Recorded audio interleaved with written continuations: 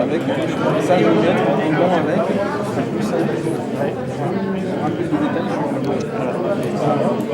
Première question. Oui. C'est pas des questions faciles. Mais il y a beaucoup à gagner. Hein. Il y a beaucoup à gagner. Une construction neuve sur un terrain.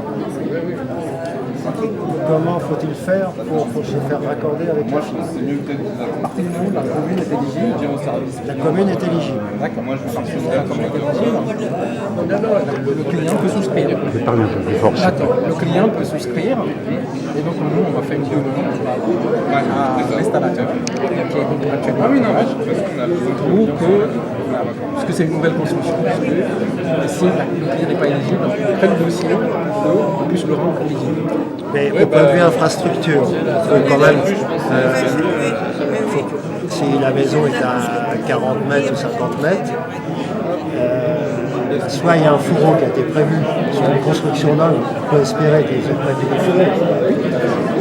Ça ne fait pas partie des obligations des créations de bâtiments, d'avoir suffisamment de fourreaux pour France Télécom, pour la fibre, pour l'électricité et tout ça. Normalement, ils doivent prévoir un fourreau. Parce que le problème qui se pose, c'est que les gens ils n'arrivent pas à avoir de réponse. Et l'ARCEP, pour l'instant, n'a pas prévu de réponse officielle. Donc on me pose des questions. À qui s'adresse-t-il pour se faire raccorder et qu'est-ce qu'il faut qu'il soit préparé en amont? D'accord. Si la personne est loin, donc disons environ 80 mètres et autres, oui. Normalement, c'est la commune aussi. Parce que je me dis, si vous regardez les cartes, vous n'avez pas donné la bonne carte. Sur la partie publique. La partie publique, oui. Oui, mais sur la partie privative. Si la partie privative, c'est donc au propriétaire de la maison de prévoir soit un aérien, soit prévoir un fourreau. D'accord. Pour qu'on puisse lui passer le câble. Donc si un fourreau est passé et arrive jusqu'à l'intérieur de la maison, pour vous, ça ne pose pas de problème. Ah oui, non, mais il n'y a pas de problème. S'il y a déjà le fourreau installé, donc ça ne pose aucun problème. Sauf si, effectivement, si ça a été posé il y a longtemps ou qu'il y a eu un affaissement du terrain ou autre. Non, mais si c'est une construction neuve, on peut espérer que tout est bon. Que tout est bon. Voilà. Sous cette réserve-là, il n'y a pas de problème. Voilà. Donc il n'y a aucun problème là-dessus. Ok. On passe par le fourreau et on va installer un petit boîtier qui permet d'avoir la fibre à l'intérieur du téléphone. D'accord. Ça, c'était ma question la plus facile. J'ai un problème avec une personne, et là, je m'adresse avec un Ornet en tant que THD, hertzien ou satellite. Parce que vous faites les deux. J'ai une personne qui a acheté une maison, qui avait le téléphone avant. La personne a emmené son numéro de téléphone avec lui. Donc la personne qui a acheté était free. Elle veut se raccorder au téléphone, personne ne lui répond, ni France Télécom, ni quoi que ce soit. On lui répond que la ligne a été écrasée parce que le gars a gardé son numéro et qu'il n'y a pas de possibilité d'augmentation de ligne.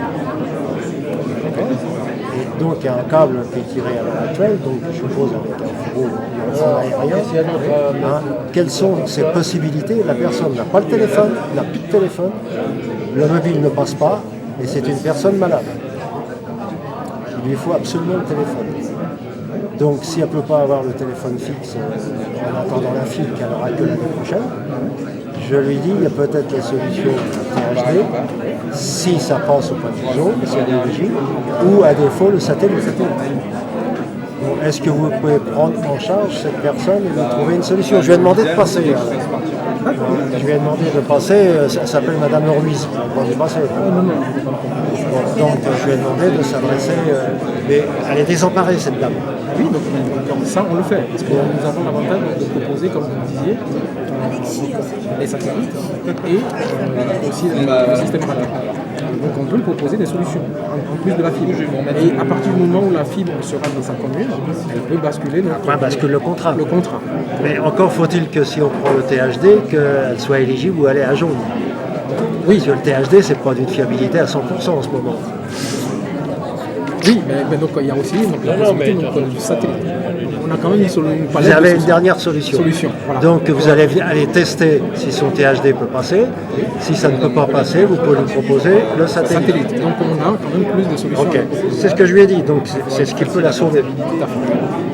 Par contre, je ne comprends pas, disons, la réponse d'Orange ou de Free par téléphone, comme quoi sa ligne a été écrasée et que maintenant, elle ne peut plus avoir le téléphone. Ça, c'est pour la DSL. Pour la DSL. Elle ne peut plus avoir la DSL. La DSL, une fois que c'est écrasé, donc on va lui attribuer un nouveau numéro, donc 09. Par contre, oui, comme Orange actuellement, je ne sais pas, parce qu'on a... Et ils sont saturés. Voilà. Moi, il ne propose plus que la DSL.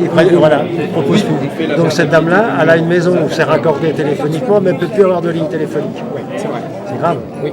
Et donc dans ce cas-là, on lui propose les satellites. Ou alors, donc... Là, vous avez pris le forfait mobile 5 gigas, donc... Bon, alors vous la verrez, elle m'a dit qu'elle allait passer. C'est Madame Ruiz. Madame Ruiz. Donc, par souci d'éthique, je lui ai dit que Nordnet faisait et le satellite et le THD. Et puis bon, je lui ai aussi dit Ozone, parce que je... Ozone aussi.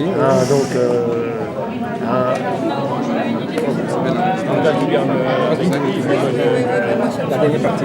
Donc si ça peut la sauver de la misère, parce que là elle a eu un accident, elle a eu un problème médical et ça